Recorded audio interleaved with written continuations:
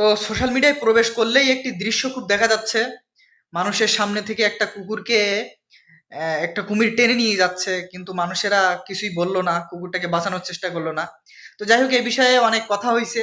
তো আমি সঠিক তথ্যটা জানি না, এজন্য কিছু বলতে পারতেছি না। তবে এই মুহূর্তে আমার একটা কথা খুব মনে পড়তেছে।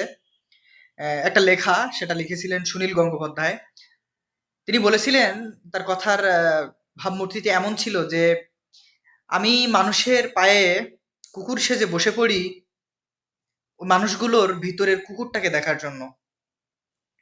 মানে এরকম একটা দৃশ্যকে উল্লেখ মানে ব্যাখ্যা করে হয়তো তিনি এরকম কথাটা লিখেছিলেন।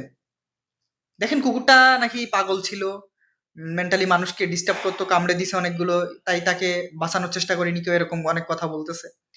যাই হোক, তাকে তো ওখান থেকে ধরে এনে অন্যভাবে তাকে ভ্যাকসিন দিয়ে মেরে ফেলা যায় বা অনেক ই করা যায়। এটা আসলে খুব খারাপ হয়েছে।